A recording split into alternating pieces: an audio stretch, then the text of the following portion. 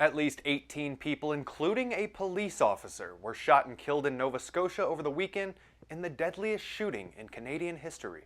The 51-year-old gunman, who was disguised in a police uniform, was also pronounced dead at the scene. The police officer who was shot and killed was identified as Constable Heidi Stevenson. She was a 23-year police veteran and mother of two. The shooting began Saturday night in the small town of Portapique when officers responded to reports of shots fired. As authorities arrived, a chase ensued across the northern part of the province and didn't end until early Sunday morning.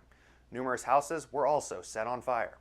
Residents in the area were already on lockdown due to the coronavirus pandemic when officers suddenly alerted them to lock their doors and move to secure areas. Radical shootings like this are scarce in Canada. Gun control laws were tightened following a 1989 shooting that left 14 women dead. The country now requires vigorous weapon training, a risk assessment, 2 references, criminal background checks, and spousal notification. Prime Minister Justin Trudeau told the media that he fully intends to push forward with stronger gun control measures. I can say that we were on the verge of introducing legislation to ban assault-style weapons across this country. It was interrupted when the pandemic caused Parliament to be suspended.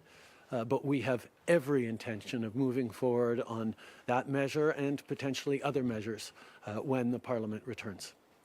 Authorities are unsure what the motive behind this weekend's rampage was. Police Chief Superintendent Chris Leather said the fact that this individual had a uniform and a police car at his disposal certainly speaks to it not being a random act. Authorities believe the shooter may have targeted the first victims, but then began attacking randomly, as many of the victims were not familiar with the shooter. For Newsy, I'm Gage Jackson.